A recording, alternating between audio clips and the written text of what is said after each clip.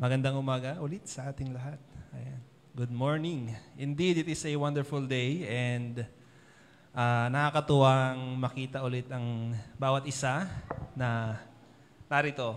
And we are indeed blessed because ang pag-aaralan natin today is a continuation ng atin pong series na inumpisahan nung last week.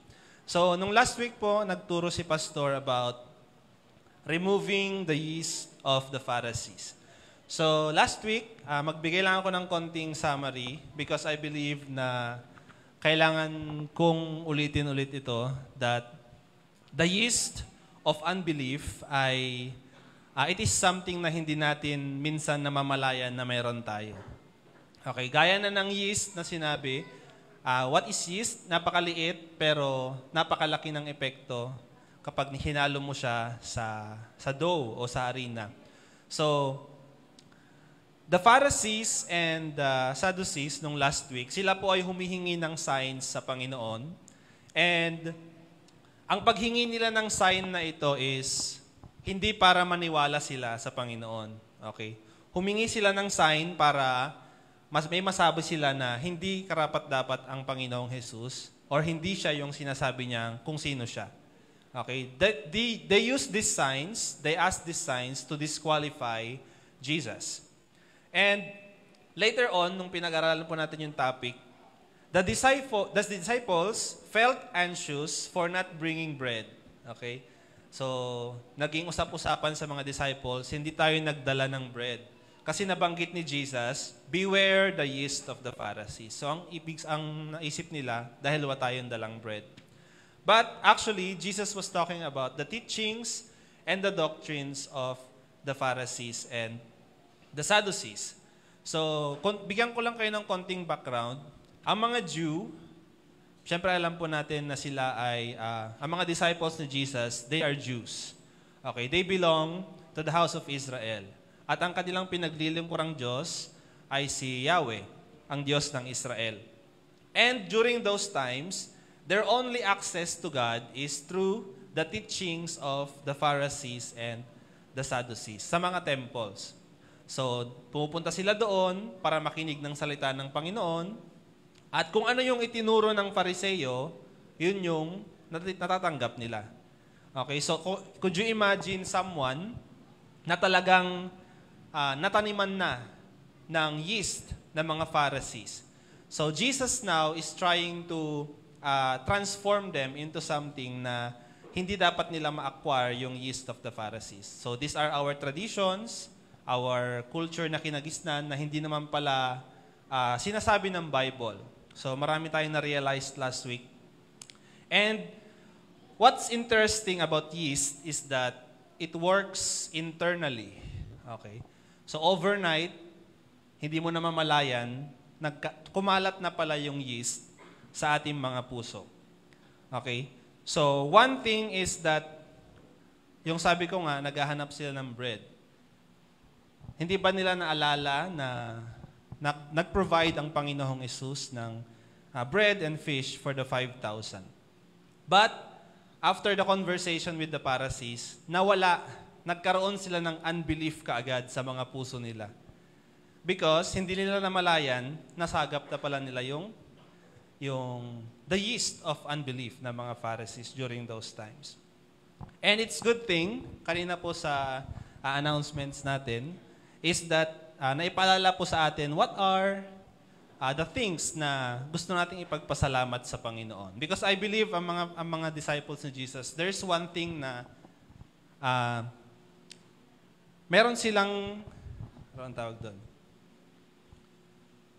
It is their forgetfulness. It is the factor sa atin pong buhay na tayo po ay madaling makalimot. Sabihin mo nga sa katabi mo, madali ka bang makalimot? So, ang tao po ay likas na madaling makalimot.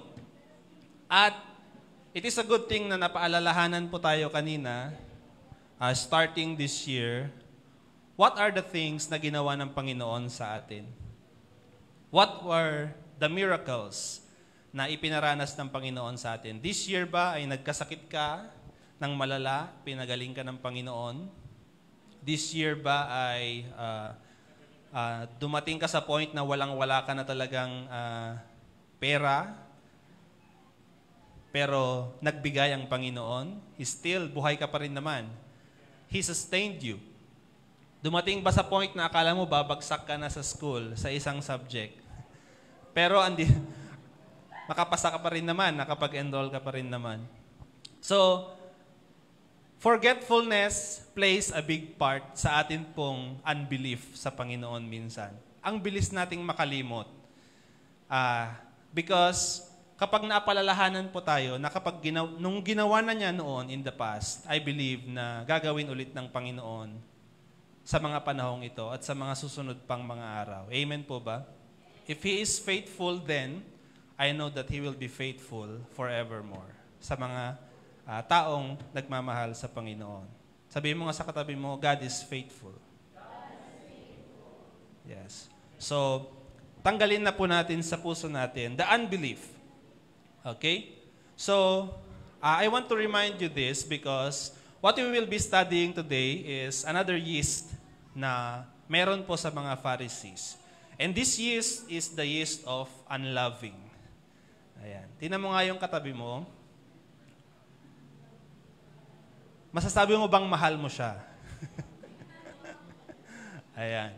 So, the yeast of the unloving. So, when we talk about the yeast of unloving, parang napakahirap namang i-appropriate yung word na unloving sa isang Kristiyano. Hindi po ba? Pag sinabi po kasing Kristiyano, ang Diyos niya ay ang Diyos ng pag-ibig. Tama po ba? God is love. Our God is love.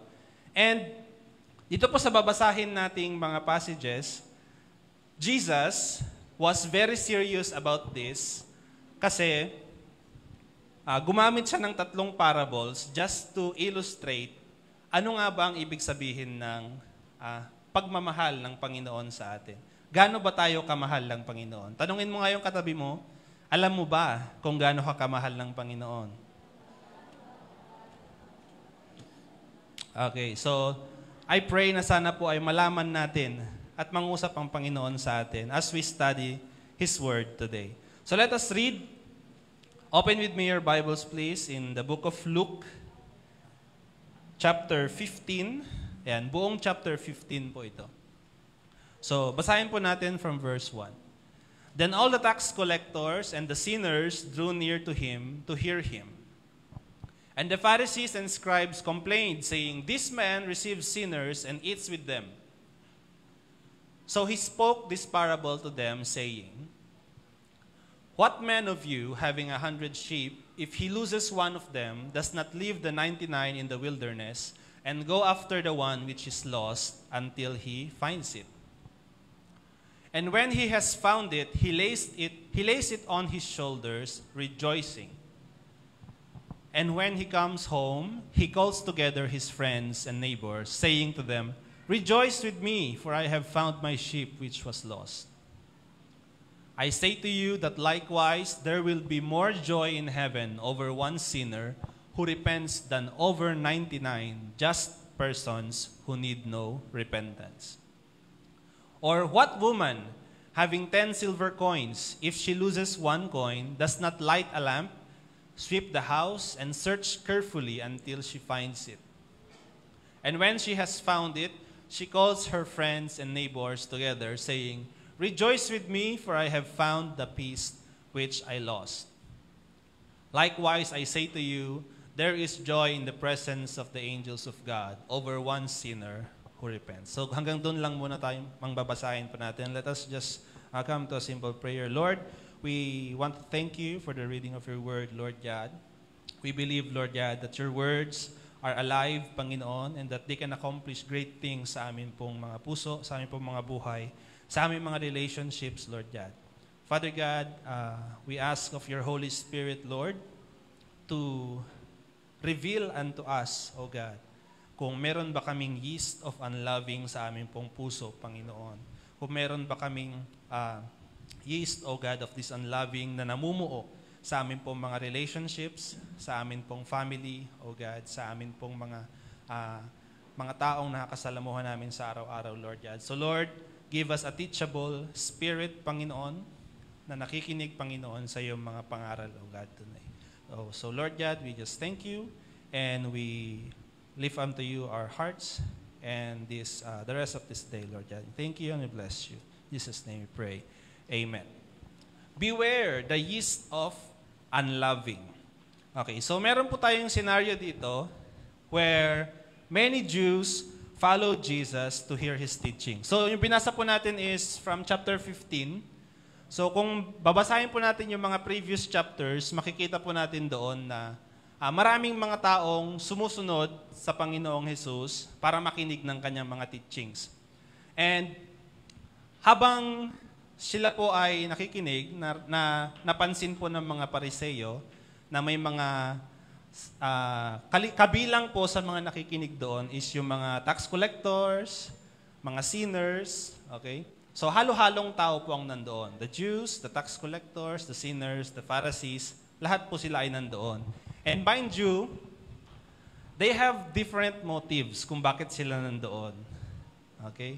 Ganon din po siguro tayo ngayong umaga, halo-halong pinanggalingan. I don't know kung saan po tayo town or barangay na nanggaling. But I believe maybe you come here with a different motive siguro na maliban pa sa pagkilala sa Panginoon. But I believe that God, it is not by chance na nandito po tayo ngayon. And I believe that He called us here today. Just like how God called those Jews during the time of Jesus. So, Jews and Gentiles alike. So, sabi doon may mga tax collectors. Sino ba ang mga tax collectors na ito? Okay? So, tax collectors basically, they work for the Roman government at sila po ay mga Jews din po ito. Okay? May mga corrupt na tax collectors, may mga mabuti naman na tax collectors. But because of this prejudice, okay, na kapag sinabing tax collector ka, ay masama kang tao. Okay, yun na yun. So parang sa mga panahon din natin ngayon, may mga profession na pag sa tingin mo, ay, ito yan, masamang tao yan, nangungotong yan, ganyan. Okay, pag may nakita kang mga nagpapara sa daan, ay, wala yan, masamang tao yan. Okay. So may mga prejudice sa mga tax collectors during these times. And they are associated with harlots, mga prostitute. Pag sinabing tax collector, parang kabilang siya sa mga prostitute. Ganun. Mga kahilera niya yung mga yon. And here, they are associated with sinners. Okay, tax collectors and sinners, sabi po doon. So, sino po ba itong mga sinners na tinutukoy ng Bible dito? So, the sinners are openly, sila po yung mga nagko-commit ng immoral behaviors openly. Okay, they do not regard kung anong sasabihin ng mga tao. They break the rule constantly. And most probably, they are referring to the Gentiles. Okay, yung mga hindi taga-Israel. These are the Gentiles. So, they drew near to Jesus. Maaari po ba natin basahin yung verse 1? Sabi doon, then all the tax collectors and the sinners drew near to Him to hear Him. They drew near to Jesus. Actually, they did not hindi sila lumapit sa Panginoon para humingi ng kahit na ano, ng miracles, ng signs, hindi gaya ng mga Pharisees, or mapagaling man sila sa kanilang mga karamdaman siguro. But they draw near to Him to hear what He has to say. Okay? To listen to what He has to say as they draw near to God. Another group of people na nandoon, ayan, these are the Pharisees and the scribes. And ano po yung ginawa nila? Sabi sa verse 2, the Pharisees and scribes complained, saying, this man receives sinners and eats with them. O diba? Ang galing. Siguro kung mayroong mga kontrabida sa Bible, isa yung mga Pharisees at mga Sadducees po dito. Ano? Because all they do is, they want to show na si Jesus ay hindi siya yung sinasabi niyang siya. Okay? When they cannot find fault in His teachings, okay, kasi nakipagdebate sila sa Kanya, hindi naman, sumagot naman si Jesus, at hindi sila nakasagot, they cannot find fault in His teachings. So they started to question His dignity and character. Nung panahon po kasing yon, it is the tradition of the elders na hindi ka pwedeng makipag-associate sa mga sinners. Okay? Sa mga tax collectors. Okay? So, tanong nila, bakit kaya siya nakikipag-socialize sa mga sinners? Sumasama pa siyang kumain sa kanila. Okay? So, it is a taboo, kumbaga, sa mga panahong yon. So, it's like saying, the Pharisees are complaining or even feel offended na si Jesus na nagtuturo ng mga salita ng Panginoon ay nakikipag-associate sa mga taong ito. So, this brings us to point number 1 of our topic. The unloving only sees sinners. Sabihin mo nga sa katabi mo, the unloving only see sinners. Na kapag may nakita silang tao, ang nakikita lang nila is, this is a sinner. Tax collector yan. Sinner ang taong ito. Itong taong ito, nagmumura. Sinner ang taong ito. Yung taong ito, hindi nakikisimba pag Sunday. Sinner ang taong ito. Okay, these are the point of view ng atin pong mga Pharisees. The unloving only see sinners. Alam po ba natin, there are 613 laws doon po sa Torah na sinusunod po ng mga Pharisees. Could you imagine that? Parang yung 10 Commandments pa lang, hirap na tayo. Pero 613, lahat ng commandments na sinusunod po ng mga Pharisees. At may ma-broke ka lang ng isa, ay you are a sinner. Okay. Yun po yung tingin nila sa'yo. You are a sinner. So what does the Pharisees do to sinners? Or ano po yung turing nila sa mga sinners na to? The religious leaders divided the people into 2 classes. Ayan, meron 2 tao. The unclean and the righteous. Okay? So if you are a sinner, you are unclean. Kung sumusunod ka sa batas, you are righteous. And they decided to live as much as possible in complete separation with the unclean. Okay, hanggat maaari ay hindi sila dapat nakikipag-associate sa mga sinners or hindi nila kakausapin yung mga sinners. Okay? So, they only see faults and sins in others that they become judgmental. Okay, sabi mo sa katabi mo, they become judgmental. So, before we proceed, na-mention po ni Pastor ito last week na we are the Pharisees of this generation. Amen? Because tayo po yung, we know the Word of God, we know the law, we know that we are saved by grace. We believe in His promises. We are the followers of Christ. Amen po ba? So, we can say that we are the Pharisees of this generation. We can easily talk about love of God. Ayan, sabi mo sa katabi mo, mahal ka ng Diyos. Diba? Napakadali lang ng ganon. When we are in church, okay? But what about in our daily lives? Nasasabi mo ba yon sa mga nakakasalamuha mo araw-araw? Sa mga classmates mo? Or isa ka sa mga Pharisee na, sinner yan. Ayaw kong kausapin yan. Diba? When we are at school, when we are at work, when we are wherever we are we really loving people? Do you really love your neighbor? What about unbelievers? Do you love them? Are we being judgmental? And do we only see the fault in them? So, maganda pong mapaalalahanan tayo ngayong umaga that siguro iniisip natin, we have the love of God. Yes, it's true. But do we give this love of God sa ibang tao?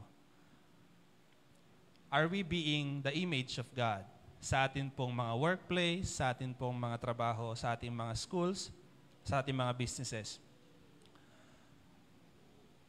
One thing to assess ourselves is that the unloving only sees sinners. Kapag naisip mo sa sarili mo siguro, parang ako to kasi pag nakita ko yung taong ito, sa tingin ko, sinner na talaga siya. Judgmental na talaga ako. Okay?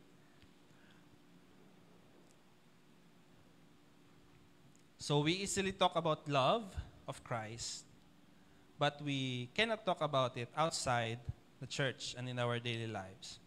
So that is point number 1. Point number 2, the unloving do not know the heart of God. Basahin nga po natin ang verse 3 to verse 10.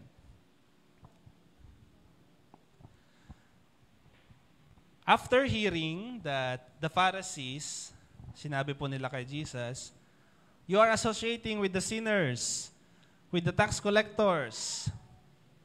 Ano po ang ginawa ni Jesus? He spoke this parable to them, saying. So meron po siyang total 3 parables na binanggit po sa kanila. So first is the parable of the lost sheep, the lost coin, yung pangalawa, at yung pangatlo is the prodigal son. So babasahin po natin mamaya yung pangatlo. So sa first parable, sabi po dito, "What man of you having 100 sheep, if he loses one of them, does not leave the 99 in the wilderness and go after the one which is lost until he finds it? And when he has found it, he lays it on his shoulders, rejoicing." Verse 6, "And when he comes home, he calls together his friends and neighbors, saying to them, 'Rejoice with me, for I have found my sheep which was lost.' I say to you that likewise there will be more joy in heaven over one sinner who repents than over 99 just persons who need no repentance." So sa first parable, this parable emphasizes that God loves us equally. Sabihin mo nga sa katabi mo, God loves us equally. Pag sinabi po nating equally, kapag tinignan po tayo ng Panginoon, hindi niya titignan kung ano yung position mo sa work, hindi niya titignan kung ikaw ba ay maraming ari-arian or kokonti, kung ikaw ba ay nagmamayari ng maraming lupa, maraming mga sasakyan. When God looks at us, He loves us equally. And in-illustrate niya po ito through the parable of the lost sheep. The parable of the lost sheep, iniwan niya po yung 99. Okay? Siguro iniwan niya somewhere sa isang secured na area. And then he looks for the one na nawawala. So 100 sheep, iniisip ko po, pwede naman sanang pabayaan na lang niya yung isa. Kasi meron pa naman siyang 99. Okay? But the heart of God is that hindi niya pwedeng pabayaan yung isa because He loves each of the sheep equally. Okay, so anong ginawa niya? Iiwan niya yung 99 just to find the one that is nawawala. These parables are pictures of love and relentless pursuit ng Panginoon sa buhay po natin. Parang sinasabi ng Panginoon, ikaw yung isang nawawala. Ang tagal kitang hinanap. Pero hinanap kita. Hindi siya tumigil hanggat hindi kanya nadala sa presensya niya. Amen po ba? And when He found us, He carried us on His shoulders, and all the heavens rejoiced sa atin pong pagbabalik. Okay? There is more joy in heaven over one sinner who repents than over the 99 who needs no repentance. So parang sinasabi niya tuloy sa mga Pharisees, actually, mas natutuwa ang Panginoon sa mga sinners na to kaysa sa inyo. Okay. Kasi yung mga sinners na to, nagbalik loob sa Panginoon. Ayan, parang ganun yung sinasabi ng Panginoon sa kanila. And what's interesting is that hindi yun alam ng mga Pharisees. Okay? They are the 99 na nabigyan na ng pagmamahal ng Panginoon. Palagi nilang kasama ang kanilang shepherd, ang kanilang Diyos. But nung may mga sinners na gustong lumapit sa Panginoon, tinataboy nila palayo. So question, are we the reason na hindi makilala ng mga kapwa-tao natin si Lord? Ayan. Pag may mga kinagagalitan tayong mga tao, ayaw natin silang i-invite sa church. Because ayaw siguro natin makilala nila si Lord. Okay, like we are the reason kung bakit hindi nila ma-receive yung pagmamahal ng Panginoon. We receive the love, but we become unloving. Okay? So, yun po yung unang parable. He cares about each one. He loves everyone equally. Maybe hundreds man yan or millions man yan. He loves each equally. And the next parable in verse 8, sabi po dito, or what woman having 10 silver coins, if she loses one coin, does not light a lamp, sweep the house, and search carefully until she finds it? And when she has found it, she calls her friends and neighbors together, saying, rejoice with me, for I have found the lost piece which I lost. Likewise, I say to you, there is joy in the presence of the angels of God over one sinner who repents. So this parable emphasizes yung diligence ng Panginoon sa paghahanap sa atin, sa mga nawawala. So ano ba yung ginawa ng woman dito? Sabi niya, nung nawawala yung kanyang, sabihin natin siguro sa atin, 10 pesos. Ayan. Nawawala yung piso. Hahanapin mo pa ba yung piso? Tanong mo sa tabi mo, hahanapin mo pa ba yung piso? Siguro hindi na, no? Kaya mo na, piso lang naman yan, may 9 pesos pa naman ako. Ayan. Hindi nakasya yung pamasahe daw nila. So, makita natin the diligence of God na sa dami-dami ng tao na kanyang ginawa at nagmamahal sa kanya, He cannot rest until He finds that one na nawawala. Those na nawawala. So ito po yung puso ng Panginoon sa atin. So do we understand kung paano po nagwo-work ang puso ng Panginoon? Because the Pharisees, they cannot understand the heart of God. Kaya today, I want us to understand the heart of God. This is the heart of God. He always wants to find the one na nawawala. So ano pong ginawa ng babae? He lights a lamp. He sweeps the house. Ano pa ba ang pwede niyang gawin para mahanap yung nawawala? Pag may nawawala po sa gamit ko, nagdilinis ako ng kwarto, ganyan. Talagang babaliktarin mo lahat. Mahanap mo lang yung hinahanap mo. So this is God. He lights a lamp. It represents the Word of God. Pinadala niya ang kanyang bugtong na anak para lang mahanap yung mga nawawala. He sweeps the house by any means.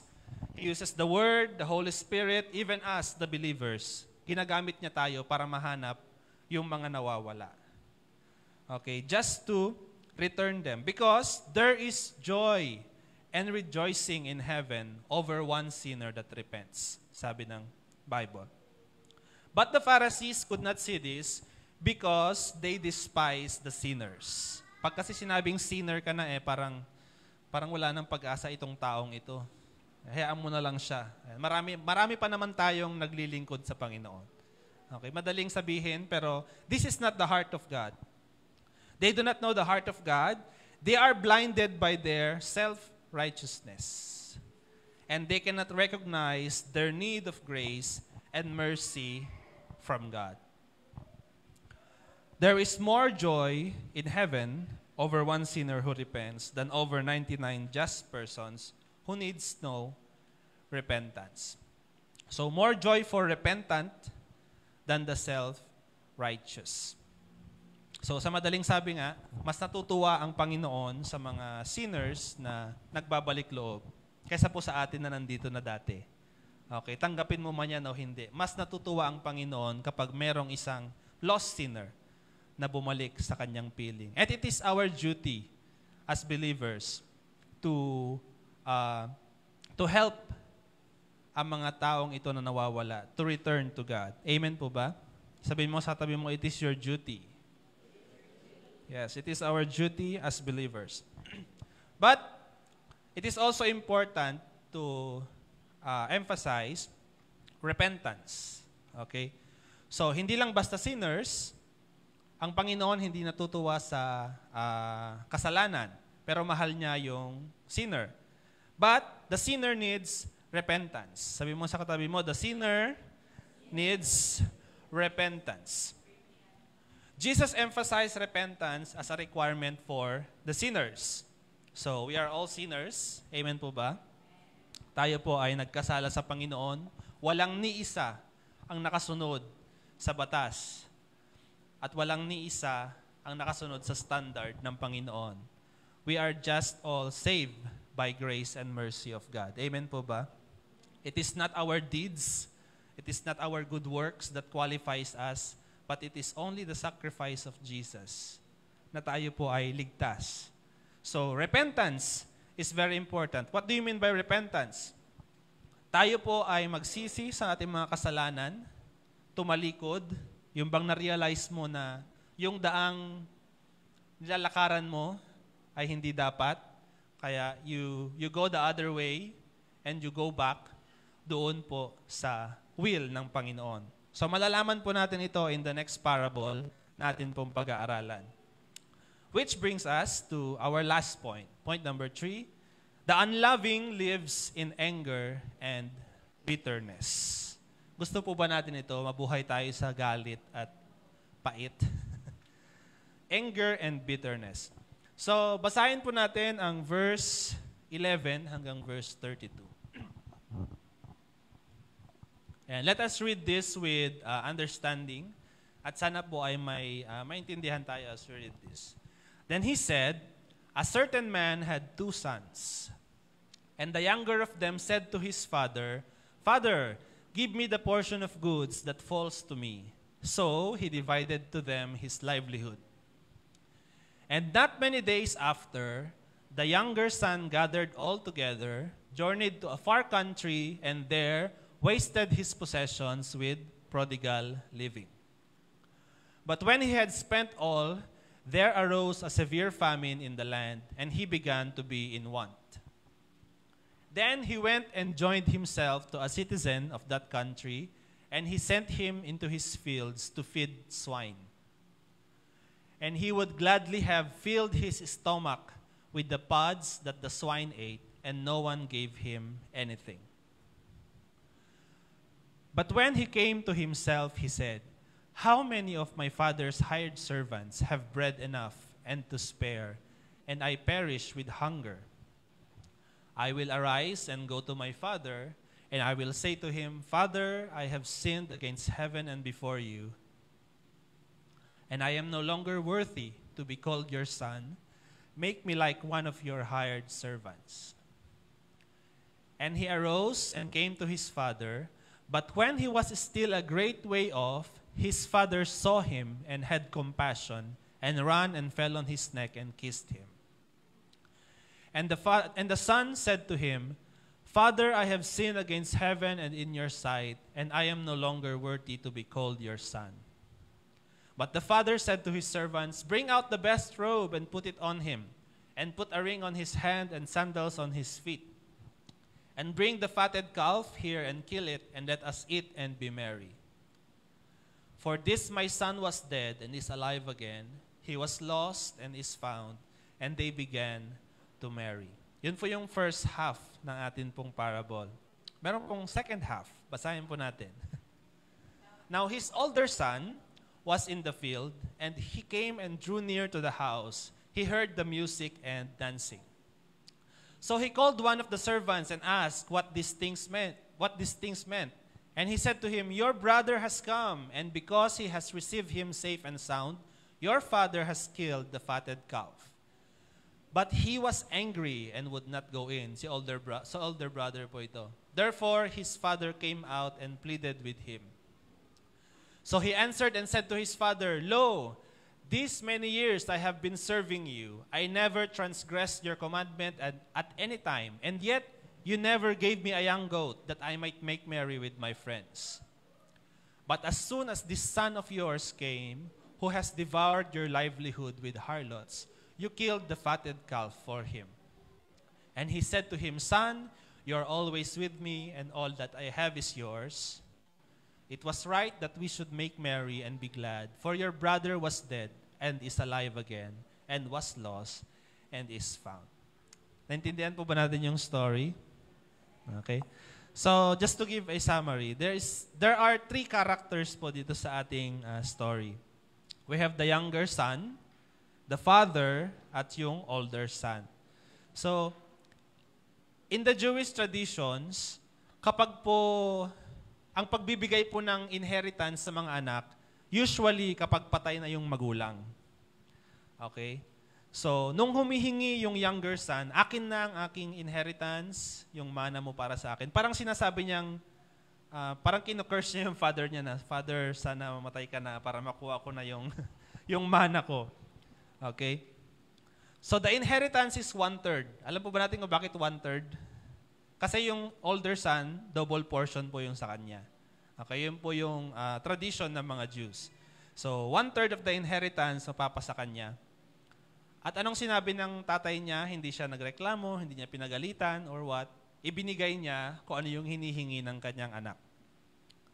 And he went to a far country and started to nilustay niya yung kanyang mana. Prodigal living, yun po ang term doon. Ibig sabihin, reckless, foolish, extravagant, ayan. Parang naging one-day millionaire po siya doon sa pinuntahan niyang lugar. And then after that, nung wala na siyang pera, nagkaroon ng famine. Ayan, dumating na yung maraming gulo, wala na siyang pera, wala na siyang mga kaibigan, okay? Yung mga kaibigan niya nung marami siyang pera, nawala lahat nung wala na siyang pera. And sa sobrang hirap niya, he started to enter into the service ng mga tao doon para magpakain ng baboy. And during those times, ang pagpapakain po ng baboy or any services, including yung mga baboy, ay napaka-low. Kumbaga, it's an insult sa mga Jews. Okay? Because they considered the pigs as unclean. Okay, so dumating po siya sa point na talagang super baba ng tingin niya sa sarili niya. And na-realize niya na yung mga servants sa bahay ng kanyang ama, mas marami pang kinakain kaysa sa kanya. So sabi doon, he came to himself. He came to himself at na-realize niya kailangan niyang bumalik sa kanyang tatay. But he no longer feels worthy to be called his son. Hindi na ako karapat-dapat na tawaging anak. So anong gagawin niya? Nag-rehearse pa siya, di ba? May mga pre-practice pa siyang lines, okay? Take me as one of your hired servants, sabi niya doon. So bumalik siya sa kanyang tatay. But the father's love is just so much. Sabi doon, mari po ba natin ipakita yon in verse 20. And he arose and came to his father. But when he was still a great way off, sabi dito, his father saw him and had compassion and ran and fell on his neck and kissed him. Malayo pa lang siya, tanaw na siya ng kanyang tatay. Alam niyo ba kung bakit? Kasi everyday, nag-aabang yung tatay niya kung kailan babalik yung anak niya. And when he saw him, he ran. He saw him and had compassion, sabi po dito. He ran and fell on his neck and kissed him. Okay, verse 21. Ayan, ito na po yung pre-practice niyang dialogue. Ayan. Son said to him, Father, I have sinned against heaven and in your sight, and I am no longer worthy to be your son. Okay. Yung isa pa lang na line ang nasabi niya, hindi niya na nabanggit yung pangalawa, yung I will be hired servant, ganyan. Kasi anong sinabi ng tatay niya? The father said to his servant, bring out the best robe and put it on him, and put a ring on his hand and sandals on his feet. You know what? Sometimes hindi tayo makalapit sa Panginoon because we feel unworthy. We feel that we are sinners, marami tayong pagkakamali, ganyan. But God is not like this. Just like the loving Father na pinakita po dito sa illustrations. So,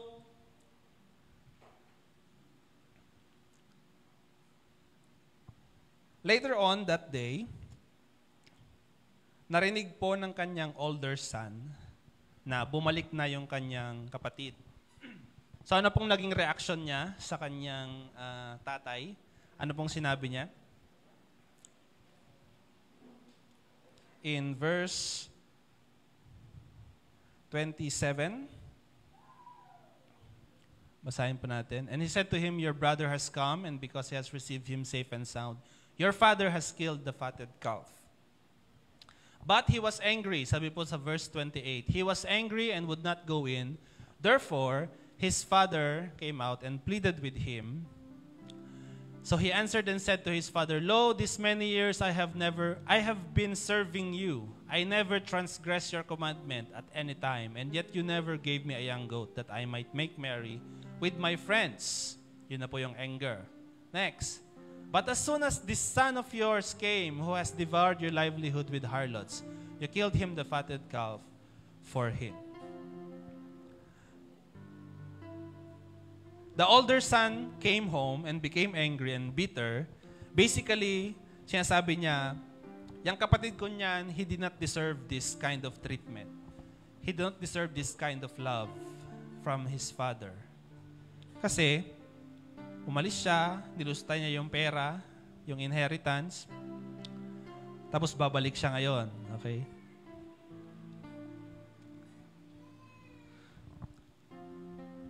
Then comes the bitterness. I served you. Sa ibang translation, I slaved for you, sabi niya sa kanyang tatay. I have been working every day. Never once did I broke any of your commandments. You did not give me even a young goat. And yet, nung bumalik ang kapatid kong ito na makasalanan, you are very happy. Nag-celebrate ka pa. Ganun. Kinatay niyo pa yung fatted calf.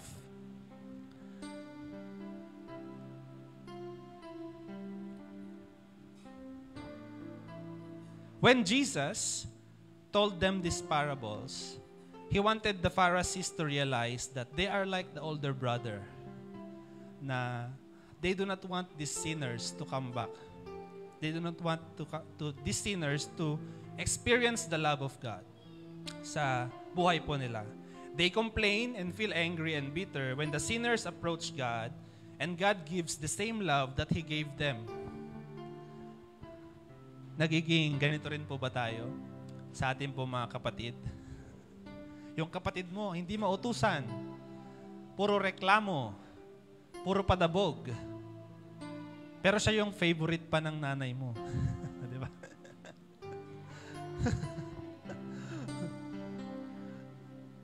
He loves you all equally.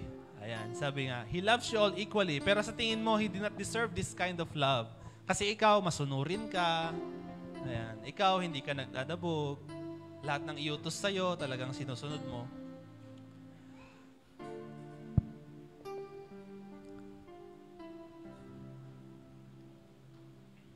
Then maybe, brothers and sisters, you may have this yeast of unloving ngayon sa atin po mga puso. Maybe maliit pa lang siya. It's a yeast. Okay, sabi ko nga, overnight, lalaki at lalaki ang yeast na ito kapag hindi natin natanggal. So, another thing na interesting is, in the parable of the prodigal son, hindi lang yung nakababatang kapatid ang nawawala. Pati yung nakakatandang kapatid is lost. Yung isa, outside the house. Yung isa, inside the house. Minsan, we are outside the church, nawawala tayo, hindi tayo mahagilap. Minsan, nasa loob tayo ng church, but we still feel lost. We call ourselves Christians, ganyan. But inside the church, we still have the wrong attitude, the wrong understanding of the love of God, just like the Pharisees.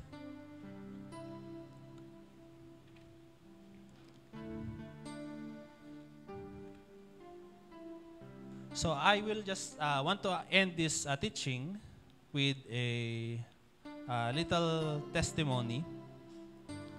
Nung nakilala ko po ang Panginoon, year 2016, dito po sa 611,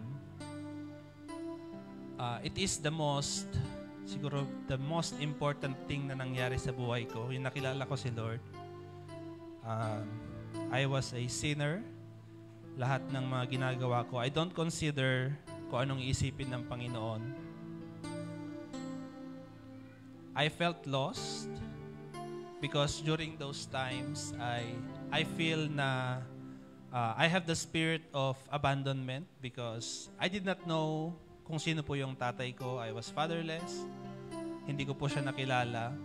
And this became the reason kung bakit Ang hirap kong makarelate sa ibang tao. But when I knew God, I started to turn things around po sa buhay ko.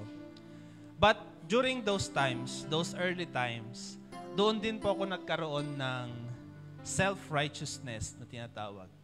Nung nakilala ko na si Lord, nung nalaman ko na yung kanyang love, nung sa tingin ko, very good na ako sa Panginoon, doon po ako nagkaroon ng self-righteousness sa puso ko. Na kapag may nakita akong ibang tao, unbeliever, I treat them as sinners, just like the Pharisees did. I don't want to talk to them. Ayoko makipag-socialize. Ayoko silang kausapin. Ayoko silang makasama. And then I started to realize, paano na lang kaya ako nung ako yung sinner kapag walang kumausap sa akin? Kasi in-invite po ako sa church ni Ma'am Chel, sa workmate ko po noon. And he approached me at i-invite niya ako sa church. And I came to know God. I came to realize that having this kind of love na binigay ng Panginoon sa akin, it is not my, I don't have the right na ipagdamot ito sa ibang tao. Amen po ba? If we have this love na binigay sa atin ng Panginoon, it is but right na i-share natin ito sa iba. So my brothers and sisters, are you the person who has this yeast of unloving ngayon sa atin yung mga puso? Are we the Pharisees or are we the sinners? Are we the older brother? Are we the younger brother? We need the love of God today. Maybe you have this unloving sa atin pong mga puso because in the past, nakaramdam ka ng disappointments.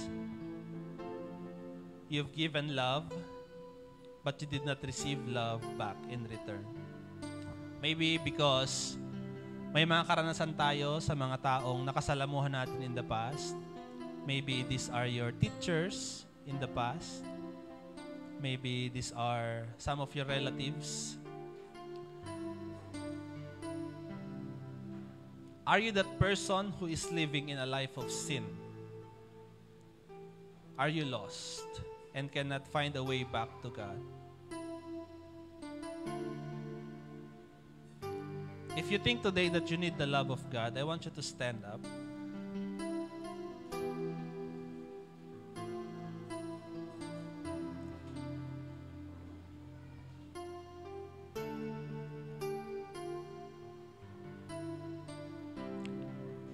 Just like the younger son, I want us to realize today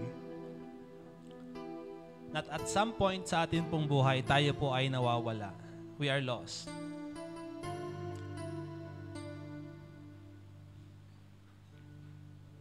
And there will be a moment sa atin pong buhay na darating, masasabi mo, kailangan kong bumalik sa Panginoon. Kailangan kong bumalik sa aking Ama.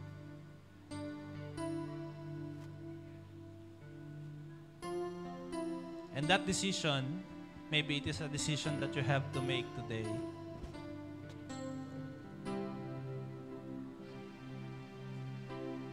Maybe you've been keeping that yeast of unloving sa ating mga puso na napakatagal na, and it started to grow sa ating pong mga relationships, sa ating pong mga families. Today, I want you to come to yourself, just like the younger son, and realize that you need to go back to God.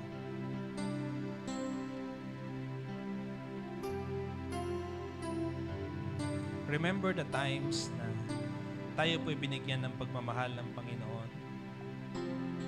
He received us, open arms.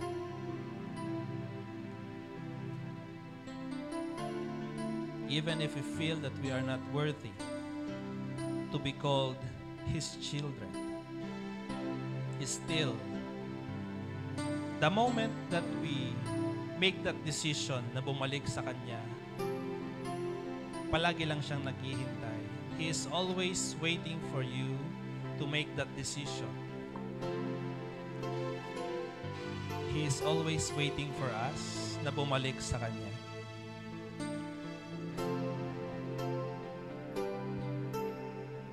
And so today, my brothers and sisters, I want us to remove this yeast of unloving sa ating pong mga puso. And just repent of our sins today as we come to approach God in His throne, as we come to return home to God today.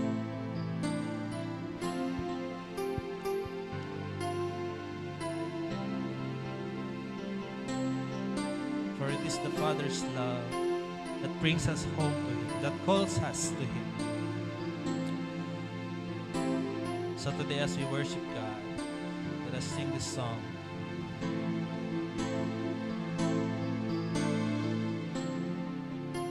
I have a loving Father. I have a loving Father who never gives up on me. Never gives up on me. His love always there to restore me. Yes, I know He will care for me. I know He will care for me. In times of many trials and in times of many fears, times of many fears, He never leave nor forsake me. Yes, I know He will care for me. I know He will care for me.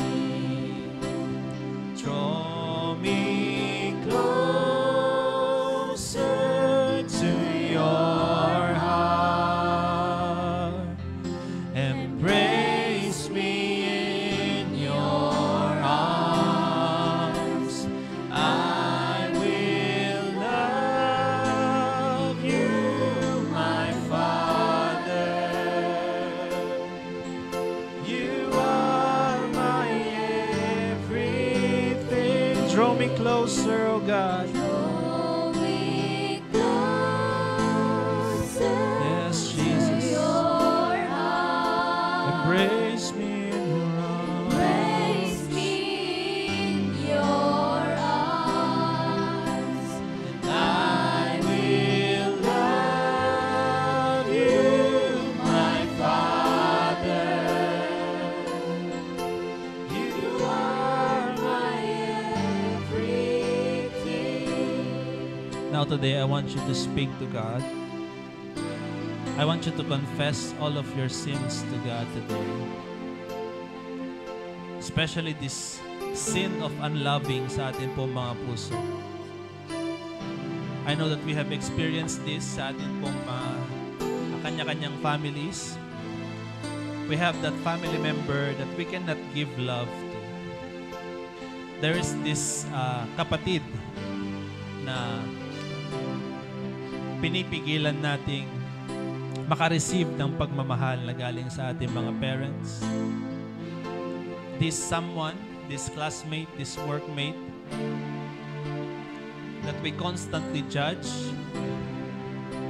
I want you to speak to God today and ask for forgiveness.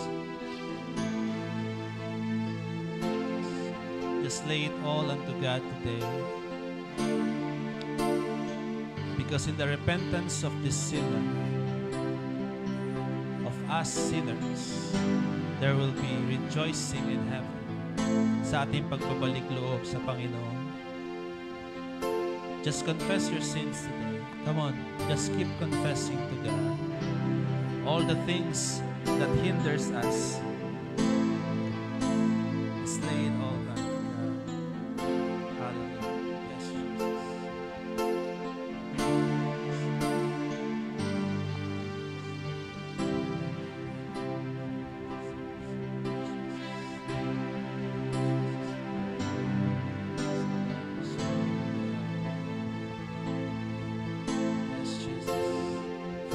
us, O Lord.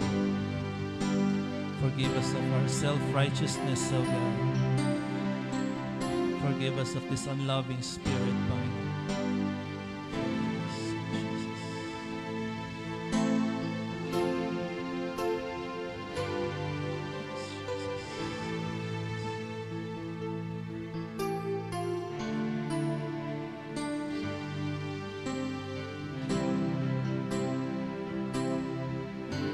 For I have a loving Father who never gives up on me.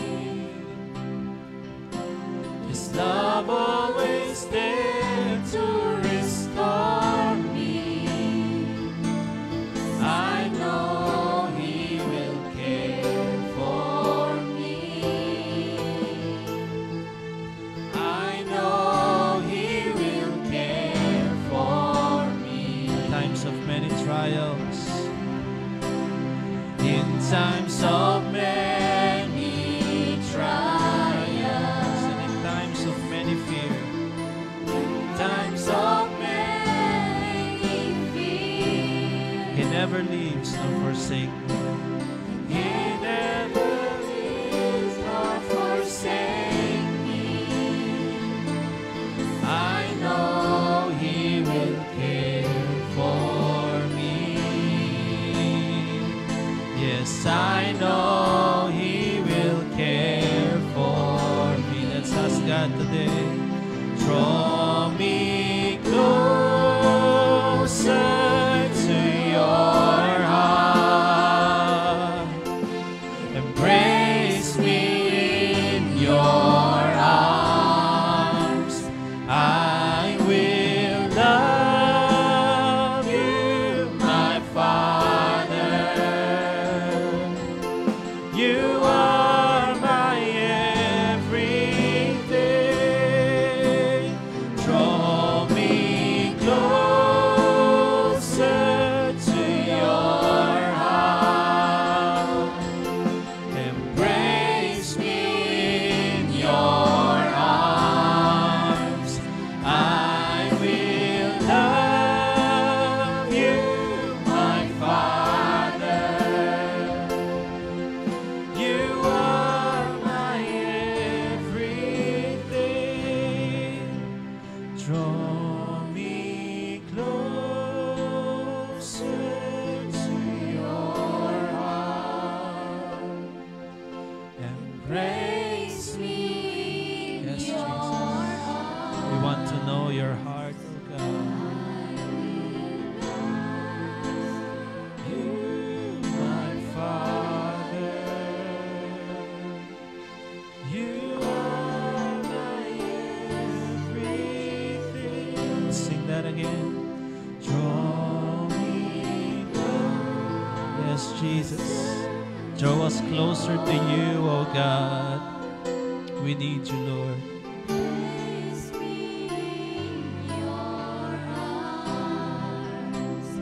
I will love you, my Father. You are my everything. Now today, I want to invite all my brothers and sisters in a short prayer of acceptance of our God. If you believe in your heart today that you need Jesus, that you need to repent of your sins, I want you to pray with me. Sabi natin sa Panginoon, Panginoon, lumalapit ako sa iyo, nagpapakumbaba. I confess, Lord, all of my sins, lahat ng aking pagkukulang, lahat ng aking pagmamalabis. I am not even worthy to be called your child. But here I am, Lord. I want to offer to you my heart, lahat ng aking daladala, lahat ng aking mga kasalanan. Ibinibigay ko sa iyo, Panginoon. Ayoko nang maranasan ang mga ito, Panginoon. Lahat ng mga hinanakit, lahat ng mga galit, lahat ng pait, lahat ng dala ng kasalanan ito, Panginoon. Ayoko nang maging alipin ng mga kasalanan ito, Panginoon. Even this yeast of unloving, Lord. Even this yeast of self-righteousness, Panginoon. Ibinibigay ko sa iyo ngayong umaga, O God. And Lord, I want to welcome you sa aking buhay. I accept you, O God. I believe you, Jesus, as my personal Lord and Savior. At mula ngayong umagang ito, Lord God, sa mga pagkakataong ako'y nalulungkot, I will find joy in you. Sa mga panahong ako po'y nakakaramdam ng sakit at karamdaman, you will be my healing, O God. And in times na ako po'y nawawala, I believe, Lord God, that you are always there looking for me. So, Lord God, I want to commit to you all my life into your hands, Panginoon. Ingatan mo, Panginoon, ang buhay na ito, and I will serve you. I will praise you for as long as I live. Amen. Ako na lamang po magdarasal. Lord God, you've heard the heart of your people, Lord God. Lord God, today we made this decision na kami po'y magbalik loob sa iyo. And even remove, Panginoon, sa aming puso this yeast of unloving, Lord God. We want to know you more, O God. We want to experience you more sa aming pong buhay. We want to know more of your heart para sa iyong mga anak, Lord God. Iparanas mo nawa sa amin, Panginoon, ang iyong pagmamahal. At in the same way, maiparanas namin ang pagmamahal na ito, Panginoon, sa aming kapwa-tao, Panginoon. Even to the unbelievers, O God. May we use us, Lord God. Use us na madala ang mga taong ito, ang mga sinners, ang mga lost souls na ito, Panginoon, sa piling mo, Panginoon. Gamitin mo kami, Lord God. We are here as your servants, O God. And I believe, Lord God, you have heard every prayer today. We thank you, Lord, for the forgiveness na iyong pinaranas po sa amin. We thank you, Lord, for the acceptance na ipinaranas mo sa amin, that you have received us with open arms today. And Father God, today I just want to speak, Panginoon, blessing sa akin pong mga kapatid ngayong umaga. Even those watching online, O God. You know in their hearts, Lord God, they're longing, Panginoon. They're longing sa mga bagay na kanila pong mga pinagdarasal, sa kanila pong mga desires, O God. I pray, Lord God, to hear their prayers, Panginoon. Hear their prayers now, Lord God, even for the healing na kanila pong matagal nang inaasam, Panginoon. The promotion na patagal na po nilang inaasam, Panginoon. Ipaloob mo nawa sa kanila, Panginoon, in your own perfect time. And Father God, I entrust to you lahat po ng mga gagawin namin sa pang-araw-araw, Lord God. At sa gagawin namin po for the rest of this week hanggang kami po ay matipon muli sa iyong tahanan, Panginoon. I pray that you seal, Panginoon, sa amin po mga puso, the word na na-receive po namin, the love na ipinaranas mo po sa amin, Panginoon. May we be beacons of your love, Panginoon, sa aming workplace, sa aming school, sa amin po mga tahanan, Panginoon. So Lord God, we thank you. We just want to praise you for the rest of our lives, Lord God. We thank you. We bless you. In Jesus' name, this all we pray. Amen and amen. Sabihin mo nga sa katabi mo, you are loved. Yes, indeed, we are loved. God loves you. Magkita-kita pa tayo muli next week.